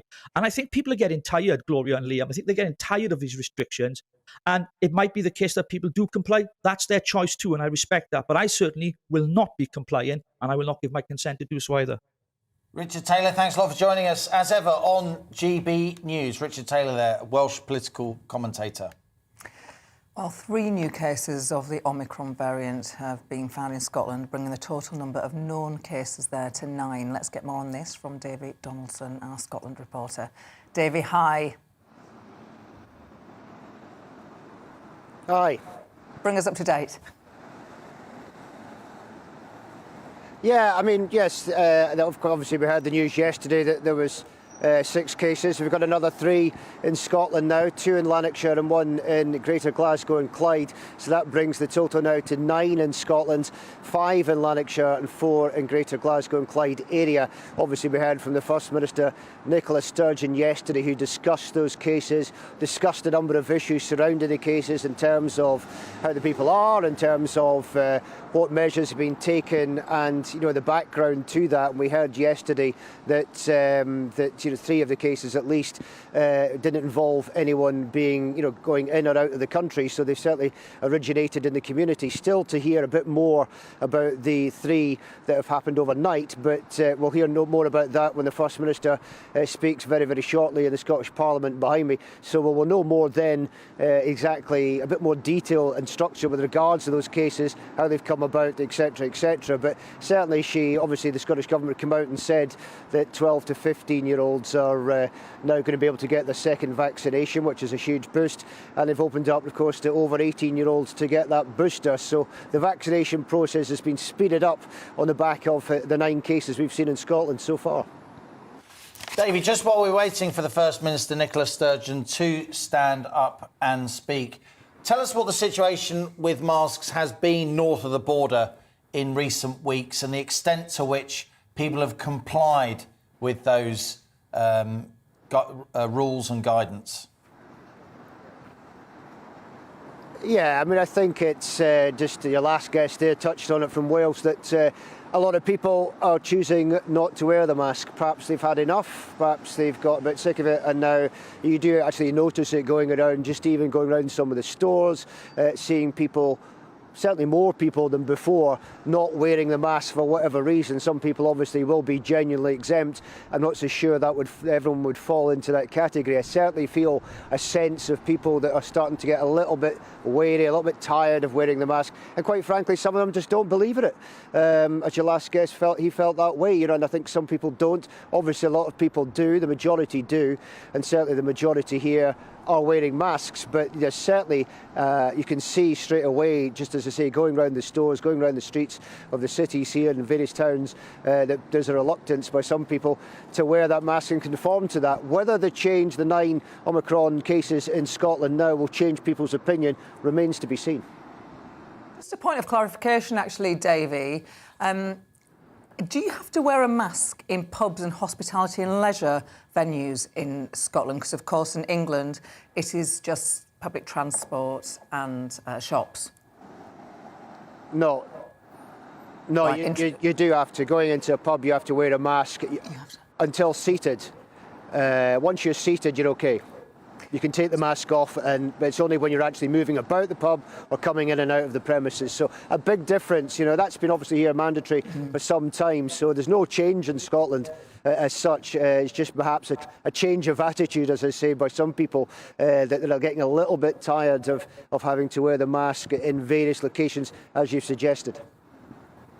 And Davey, you're pretty plugged in there in Scotland. What are you expecting Nicola Sturgeon to say today? She's tended to make an art form, the SNP leader, of having slightly harsher restrictions than Boris Johnson, England and the Westminster Parliament. I think yesterday she alluded to it. She was asked about restrictions. She was asked about Christmas and putting restrictions in place for that. And it's certainly something that's obviously clearly open to do so. But she seemed to be very reluctant to take that move. I suppose it depends on the extent of the cases that happen because of the Omicron virus over the next few weeks. We had 6 yesterday, 3 today, so not a great deal. But who's to say over the next week that may not spread, not just across the west coast of Scotland, but it could spread right across the country itself. So, and probably across the UK as well. And I don't think anyone would be hugely surprised if that was the case. So I think it really depends on what happens. But I think today it's highly unlikely we'll see her put any further restrictions in place. I think there'll be much more detail about these cases. And again, just reiterating the message, get the mask on, stick to the rules, etc. David Donaldson, GBNews Scotland correspondent, thanks a lot for joining us. Remember to join the debate. Should we limit our socialising and cancel our Christmas parties as a way of restricting the spread of the Omicron variant? Email us gbviews@gbnews.uk or tweet us at gbnews. And there you can also take part in our Twitter poll on this very issue. We'll read out what you think later in the programme. That's after your weather. It's time to remind ourselves there's always another winter. Canary Islands sponsors the weather. Hello again. It's much milder out there today compared to yesterday. It's a fairly grey day for most, with a bit of rain across the northwest, and we'll all get some heavy rain and gusty winds overnight tonight. The isobar's fairly close together today. It is fairly breezy, and there's a tangle of weather fronts covering Scotland, and this one in particular later will bring some heavier rain to Northern Ireland and western Scotland. The rain fairly light and patchy through much of the afternoon, but also affecting northwest England, drizzly at times across eastern England. Apart from the odd spot of drizzle over the hills, much of the south dry, but it is predominantly cloudy. A bit of brightness poking through at times.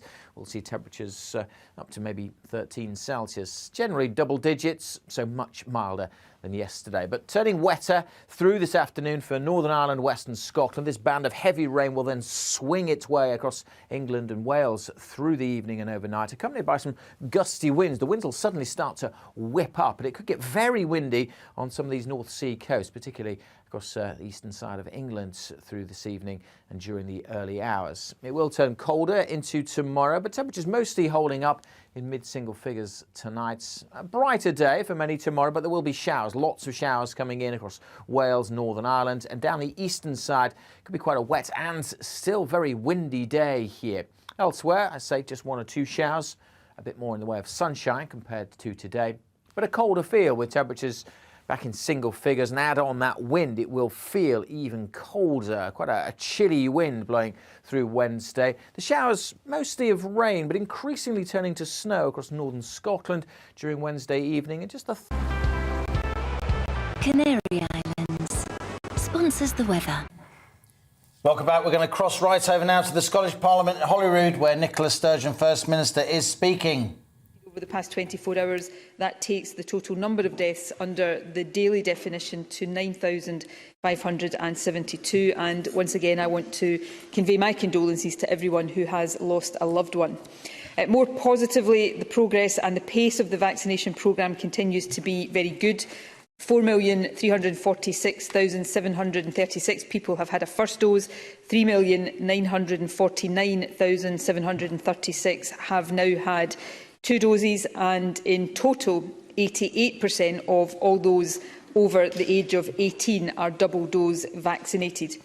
In addition, 77% of 16 and 17-year-olds and 59% of 12 to 15-year-olds have had a first dose, and from today 16 and 17-year-olds can book their second dose of the vaccine online, and I would encourage them to do so.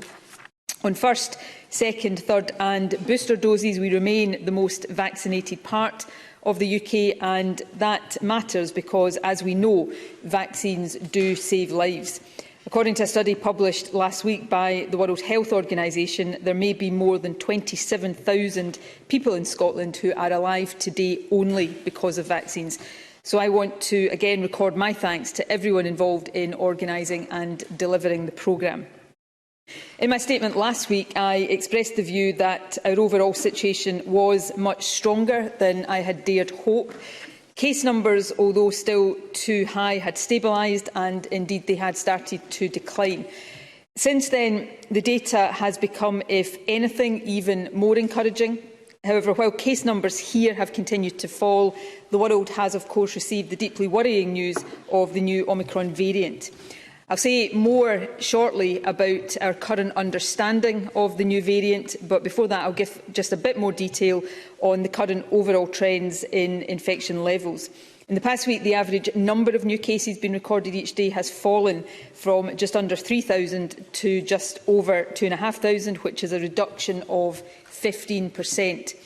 As in the past few weeks, the biggest decline has been in older age groups. Cases in the over 60 age group have fallen by 27%. And of course, that's very likely to reflect the ongoing success of the booster programme. Encouragingly, though, cases in the under 60 age cohorts, which account for the significant majority of cases in Scotland just now, have also fallen in the past week by 13%. In fact, over the past week, cases have fallen in all age groups. The number of people in hospital has also fallen from 743 to 706, as has the number in intensive care from 60 to 54. So all of this is really positive news. It does indicate that vaccination, together with continued compliance with the protections that are still in place, is applying a firm downward pressure on transmission and therefore helping to reduce the overall health harms that the virus causes. All of that said, the NHS is still under significant and very severe pressure. Case numbers, though they are now falling, do remain very high and higher than we would want them to be going into the winter period. And of course, we know that a combination of factors pose a real risk that transmission will increase again through December and into the new year as colder weather forces us indoors more and festive socialising gets underway. This risk remains very real, and if it materialises, would put significant additional pressure on the NHS. And of course, the risk has now been significantly increased, at least potentially, by the emergence of Omicron. Let me turn therefore to what we currently know about the new variant, and perhaps the most important point to make at this stage is that most of the key questions about the impact and implications of it have not yet been answered. However, the number of mutations that it has and the nature of these, together with some of the very early indications from southern Africa, have raised the concern that it might be more transmissible than the Delta variant, which of course is the currently dominant variant here in Scotland and many other parts of the world. Further data and analysis is needed to confirm this and also to assess what impact, if any, the new variant might have on the effectiveness of vaccines and on the risk of reinfection. It's worth stressing that there is no evidence at this stage to suggest that the disease caused by Omicron is more severe than that caused by other variants. Again, however, further analysis is required before we can be certain of this. Thanks to the work of the global scientific community, we will find out much more about Omicron in the days and weeks ahead. And as our knowledge and understanding expands, we will, of course, be able to assess with much more certainty the implications for our response to the pandemic. I very much hope that as we do learn more, our level of concern will diminish rather than increase. However, while hoping very much for the best, I think it is prudent at this stage to contemplate and prepare for something that is less positive than that. The fact is that any variant which might be more transmissible than Delta, which of course in turn was more transmissible than any variant that came before it, and which could, even if to a limited extent, evade vaccine or natural immunity, must be taken very seriously. That is why we have and will continue for now to respond in a way that is proportionate but also highly precautionary. Let me turn now to our current understanding of the presence of the Omicron variant here in Scotland. I can confirm that as of 5 p.m. yesterday, there are 9 confirmed cases in Scotland. 5 of these are in Lanarkshire and 4 are in Greater Glasgow and Clyde. We have preliminary information on all 9 of these cases, which is the basis of the information I am about to share with Parliament. However, I want to stress that health protection teams are continuing their investigations. Let me say, firstly, that none of the people who have tested positive for this new variant have so far required hospital care. All 9 were tested on or around the 23rd of November, and because they had tested positive, they have all been self-isolating. A surveillance look-back exercise had identified that the PCR test results in these cases showed what is called the S-gene dropout. This is not conclusive evidence of the Omicron variant, but it is indicative of it. However, whole genome sequencing of these positive samples has now confirmed that they are indeed the Omicron variant. None of these individuals, as far as we know, has any recent travel history to or known links with others who have travelled to the countries in southern Africa where the variant was originally detected. However, while the contact tracing exercise is still ongoing, health protection teams have established that all 9 cases are linked. They all trace back to a single private event on the 20th of November. Indeed, we fully expect that there will be more cases identified over the coming days that are also linked to this event. In summary, the lack of any known travel or overseas connection to these cases does suggest that there is some community transmission of Omicron already happening in Scotland. However, the fact that all known cases are so far linked to this single event suggests that community transmission may still be limited. Indeed, there is so far nothing in the wider look-back exercise that Public Health Scotland has undertaken to suggest that community transmission of the new variant is either sustained or widespread. This look-back exercise has examined PCR test samples dating back to the 1st of November to identify any with this S-gene dropout. A number have been identified and, where the sample makes that possible, subjected to whole genome sequencing. And so far, this exercise has resulted in the 9 cases that we have reported. Given the nature and scale of COP26, the surveillance work that Public Health Scotland is doing is also looking at any potential links to it. At this stage, however, there is no evidence whatsoever of any such link, and while it is not impossible that one will emerge, I think the timelines involved make it improbable. In short, Public Health Scotland is working hard to identify any and all cases of Omicron in Scotland as quickly as possible, and I am very grateful to them for these efforts. However, given the nature of transmission, I consider it highly likely, indeed almost certain, that more cases, perhaps many more cases, will emerge. However, the enhanced surveillance does give us the best possible chance of identifying cases quickly, and through isolation of index cases and close contacts and targeted testing of then breaking transmission chains and containing spread while we learn more about this variant. And that is key because while so much about the new variant is so far unknown, it is important that we act on a highly precautionary basis. That is certainly true in terms of the steps that government must take, but it is equally true for all of us as citizens. We all have a part to play, and this has been true throughout the pandemic, in stemming transmission of the virus in general. And let's not forget that while we're talking about 9 cases of a new variant right now, 2,500 cases of Delta are still being recorded each day. So suppressing transmission of it remains important, but it is also now, of course, important to suppress and contain transmission of the new variant in particular. Some of the protections that the UK Government announced at the weekend in relation to England, for example, a requirement to wear face coverings in some settings, are already in place and in fact more extensive here in Scotland. So at this stage, rather than introducing new protections, we are asking people to significantly step up and increase compliance with existing protections such as face coverings, hygiene, home working, ventilation, vaccination and regular testing.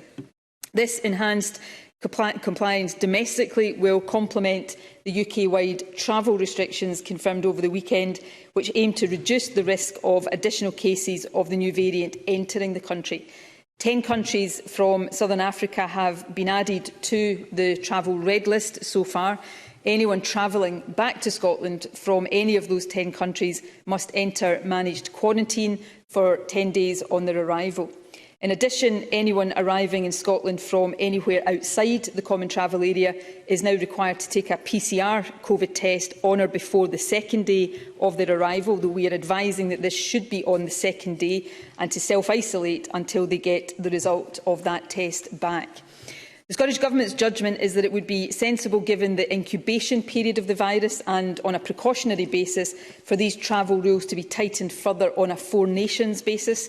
Yesterday, the First Minister of Wales and I suggested to the Prime Minister that until we know more about Omicron, people arriving in the UK from overseas should be asked to self-isolate for 8 days and take a PCR test on day 8 after their arrival, as well as on day 2. And we look forward to discussing that more in future. We also suggested to the Prime Minister that the convening of a COBRA meeting to discuss this and other issues in early course would be appropriate. Presiding Officer, while certainty is not possible at this stage and won't be possible until we know much more about this new variant, my strong hope is that beyond temporary travel measures, no additional restrictions will be required. However, that will, of course, depend partly on what information emerges about Omicron in the days to come, but also and significantly on all of us complying rigorously with all the protections currently in place to stem transmission. Of course, it remains the case that our first and most important line of defence against the virus is vaccination. We received updated advice yesterday from the JCVI. Its updated recommendations are as follows. All adults over the age of 18 should be eligible for a booster. The gap between second doses and boosters should now be reduced from 6 months to 3 months. People who are immunosuppressed and who have already had 3 doses should also now be eligible for a booster. Those who are immunosuppressed and have not yet had a third jab should get that now, regardless of when their second dose was administered. And finally, 12 to 15-year-olds should now be offered a second dose. The JCVI had, of course, already recommended second doses for 16 and 17-year-olds, and as I said earlier, from today, anyone in that age group can book an appointment for their second dose online.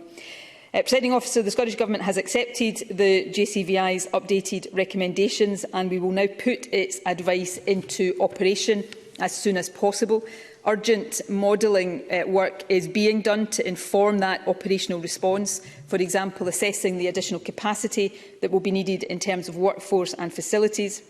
And as the JCVI has advised, we will continue to prioritise booster JAGs on an age and clinical risk basis. However, the bottom line is that many more people than was the case last week, at least 1 million more people, are now eligible for a booster, and that is good news in our fight against this virus. Information will be provided as soon as possible for those who have become newly eligible. However, to those who are already eligible, if you haven't had your booster yet, please book to get it as soon as possible. Uptake in the over 60s is now 84%. That's high, but we want to get it higher still. So if you have yet to get the booster, please do so now. Similarly, if you're aged between 40 and 59, please book online at NHS Inform. Now, I know there is a concern that the vaccines will be less effective against this new variant, and I want to stress we don't yet know if that is the case. But even if it is, vaccination will still matter. Less effective does not mean ineffective. And of course, the vaccines will remain just as effective as they are now against the Delta variant, which is still the dominant one circulating in Scotland. So a booster will significantly improve our protection against all variants. It really is the most important thing any of us can do to protect ourselves and loved ones. Similarly, if you still haven't had your first or your second dose, please arrange to do that too. It is now more important than ever to get an appointment and to get the protection vaccination will offer you. In addition to getting vaccinated, and as I said earlier, all of us should now step up and significantly increase our compliance with existing protections like face coverings, ventilation and hand hygiene. We're also strongly encouraging everyone who can work from home to do so. And we're asking everyone from now through the festive season to do LFD tests on any and all occasions before mixing with people from other households, whether that is in a pub, a restaurant, a house or a shopping centre. And of course, from Monday, subject to Parliament's approval this week, proof of a recent negative lateral flow test or vaccination will be accepted by venues and events covered by the COVID certification scheme. It is already very easy and it is free to get lateral flow tests. They can be ordered online or collected from pharmacies and test centres.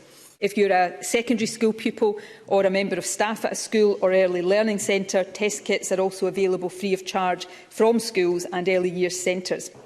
However, I can confirm today that in the run-up to the festive period, lateral flow tests will also be made available by local authorities in many more locations.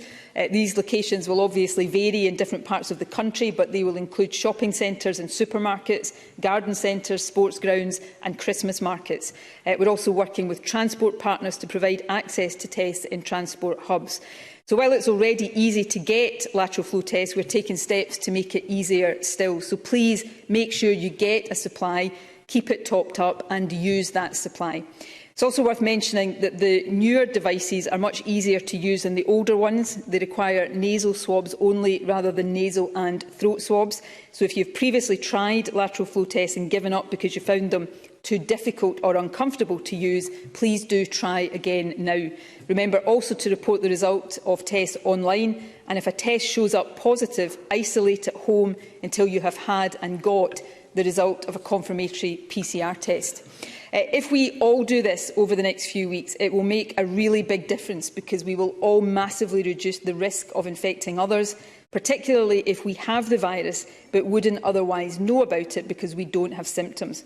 So please test yourself before mixing with others and on every occasion that you intend mixing with others.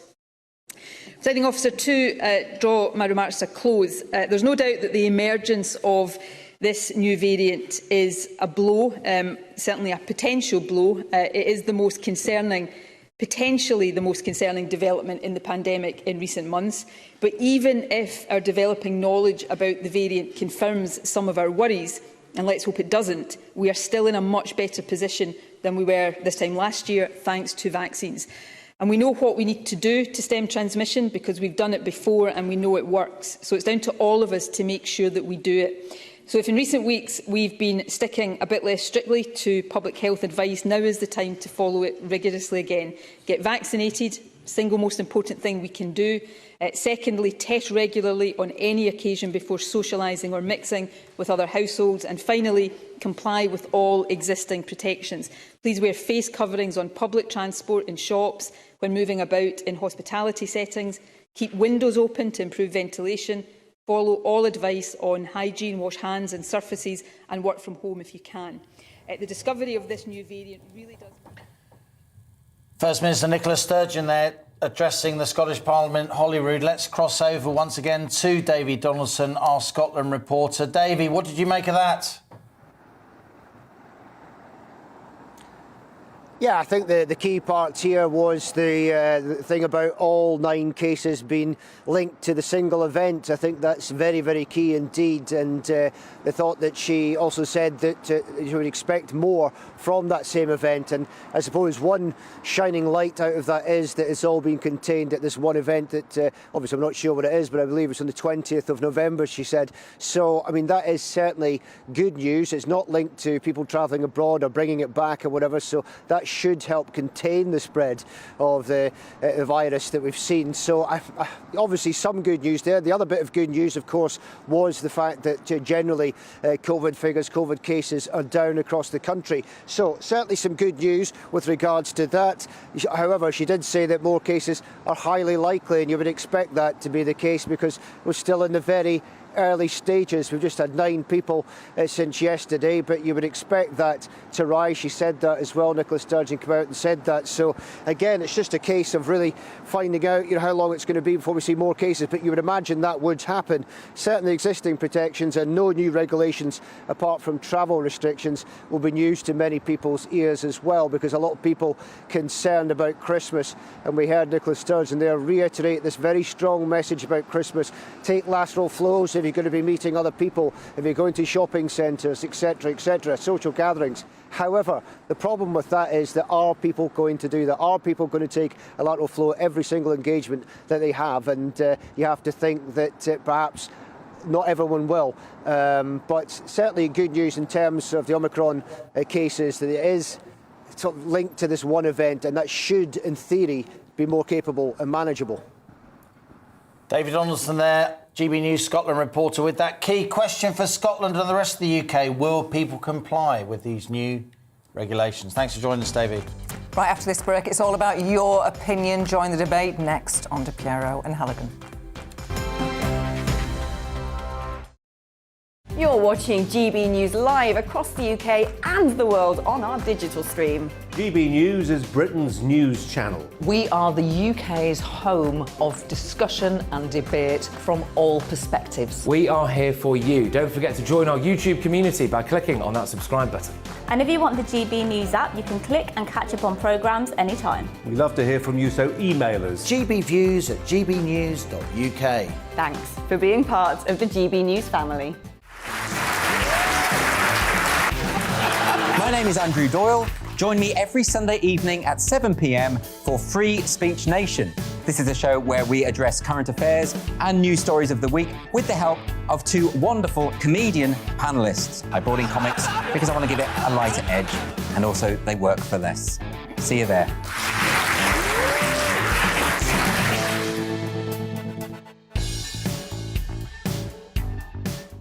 Join my show Farage, 7 p.m. till 8 p.m. Monday through Thursday, and there you will get opinion, analysis, debate, and I'll cover stories that nobody else dares to touch.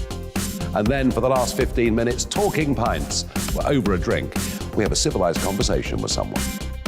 We very often disagree, but we do it in a grown-up way. Come and join me on Farage.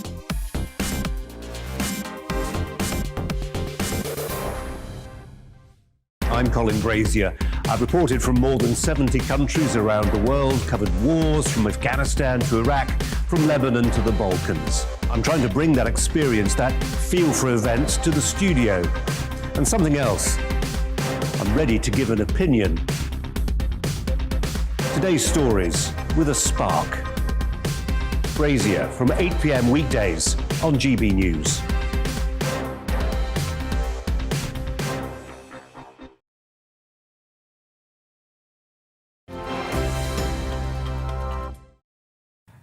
Welcome back. Let's return to our debate on the new COVID restrictions. MPs will this afternoon vote on those new restrictions. Meanwhile, the head of NHS Test and Trace, Jenny Harries, wants us to limit our socialising as a way of restricting the spread of the new variant Omicron. In Scotland, there are 9 cases of Omicron confirmed, as we just heard. From there, we're joined by emeritus microbiologist at the University of Aberdeen, Hugh Pennington. Professor Pennington, good to see you back on GB News. Thanks a lot for joining us. What do you make of how we've responded to this Omicron variant? Joe Biden, the US president, no less, says it's not a reason to panic. Well, no, we shouldn't be panicking, but I think we've learnt lessons from Delta, because Delta came in a bit under the radar. Obviously, a lot of travel between the UK and the Indian subcontinent. And, you know, that helped the Delta get very well established before we almost knew much about it. And, of course, it's now, I suppose that's really, one might say, well, it's the world strain now. It's taken over everywhere. But on the other hand, it took off a little bit earlier here than it might have done otherwise. We couldn't have stopped it coming here, but we could have delayed it a little bit. And that's what we're trying to do with the Omicron variant. We're assuming that it would be like Delta, perhaps a little bit better at getting about, and perhaps a little bit better at getting around the vaccine immunity, but not by very much. Nobody's saying, no, we should really be panicking about the vaccine being useless.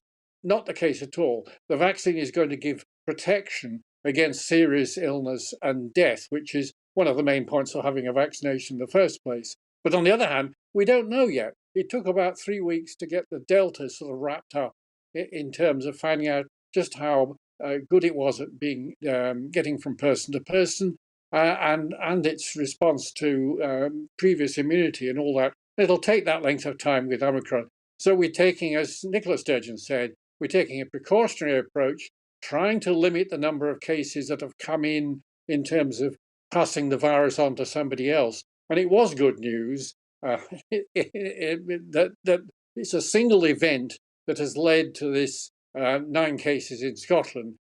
Clearly, I would call it a super spreader event. Probably one person came there and infected a heap of others, and she's predicting that there'll be even more than the 8 or 9 who we know about. So I suppose that gives us some optimism that maybe we'll be able to control it if we control the super spreader events, which of course is, you know, lots of people meeting together, particularly with strangers and that kind of thing. And we've known about that for many years. It's, you know, coronavirus is not the only viruses that do this kind of super spreading. But nevertheless, so far so good in the sense that we are doing things to try and stop the virus really getting well established and becoming the dominant strain soon. But whether it will eventually, we don't know. It may well become the dominant strain and outcompete Delta. The only real issue, I think, that is really very, very annoying is that this variant has arrived at this time of year when clearly people are going to be meeting more often inside, socialising for Christmas. And, it does raise questions about what's going to happen at Christmas, which we can't yet answer, which is obviously very frustrating. Professor Hugh Pennington of the University of Aberdeen, thanks a lot for joining us and sharing your expertise here on GB News. Now we're joined by Professor of Primary Care and Public Health at Imperial College, Azim Majid. Azim, thank you and welcome. We are heading into that Christmas party season. Dr Jenny Harries, the head of NHS Test and Trace, said this morning, limit your socialising in the run-up to Christmas. Number 10, dismiss that recommendation. Who do we listen to? The health expert or the politicians? Hello, Gloria. I think it's a question of your personal circumstances. So I think people are older, perhaps clinically vulnerable, need to be careful about their social mixing. Others may feel more confident and more relaxed about mixing if you're younger, healthier. I think the key thing is to make sure you're fully vaccinated if you are going to be mixing with other people, including a booster dose, and also check your status via the rapid test as well before you mix with other people. So I think a combination of vaccination, particularly booster doses, and testing can hopefully limit the risk to you and to your contacts. But if you are older or more vulnerable, then be more cautious. I think that would be my advice. We're by no means anywhere near lockdown yet, Professor Majid, but some people feel we may go there. What are the health drawbacks of masks? What are the health drawbacks of lockdown? Because surely they should be considered alongside the benefits. I think masks themselves have very little in terms of drawbacks. If you wear a mask properly, it doesn't affect your oxygen level, it doesn't affect your breathing, so I think that's fine. I think lockdowns have got negative effects. We saw with school children that they lost out on education. We saw an increase in mental health problems. Old people can become more isolated, socially. There are many drawbacks in lockdowns. I think, though, with vaccination, I think we can avoid a lockdown this winter. I think the government's pushing ahead with booster doses. If that's successful, if people come forward for their boosters, we can avoid further measures like a lockdown and get through Christmas and the New Year. Professor Majid, we're grateful for your time. I'm sorry we do have to move on. We're approaching the end of the programme. Professor Azim Majid there of Imperial College. Come back again soon. Joining us on the show now is Alice Grant, who's a student at Oxford University and education lead at the think tank Orthodox Conservatives. What's your response to Dr Jenny Harries' request for us to restrict our socialising as we approach the Christmas season? Well, honestly, I don't think this health official has any place in telling us what to do with our personal lives. I feel very strongly that it should be up to the individual to decide who we should see and in what circumstances and what precautions we should take in order to make sure that our health remains safe. To be honest, I feel as though the science and the logic doesn't quite match up to the response that Dr. Jenny proposed, because it simply seems that this Omicron variant is not going to be that much more dangerous to our health, is not going to increase hospitalizations, because the doctor, in fact, in South Africa, who drew the world's attention to Omicron, simply said that the symptoms were just like COVID, except slightly more unusual in the sense that people were getting more tired. So that doesn't seem to me a good reason to once again begin this narrative in the media of clamping down on our individual freedoms and the government telling us how we should live our lives. Briefly, we're hard up against the end of the show. I apologise, but briefly, whatever your view, and we're all entitled to our views in this country, we're also meant to be law-abiding. A lot of our viewers may agree with you, but if the government says we have to wear masks, surely we have to abide by the law. Well, with masks, I obviously think that if it's up to the individual once again, if the law wants to mandate a mask, then those who are exempt should be completely free, both from criminal response to not wear a mask if they don't need to. I certainly am exempt, so I won't be wearing a mask. And I do not think that complying in this case will be completely good, because it'll just end up in another lockdown again, as we've seen. I don't trust this government to keep its promises. OK, university student Alice Grant and chair of the Orthodox Conservative think tank. Thanks for joining us here on GB News. You've been voting in our Twitter poll. 90% said no to should Christmas parties be cancelled as a way of restricting the spread of the new variant, Omicron. 10% of you said yes. Let's get these emails. GB News viewers. You've been emailing us on this. Reeve says, after 2 years of constant fear of this virus, I no longer believe in the government or the opposition. James says, no, we should not lock down further. There will always be new variants. We can't keep shutting down and cancelling events every time a new one is found.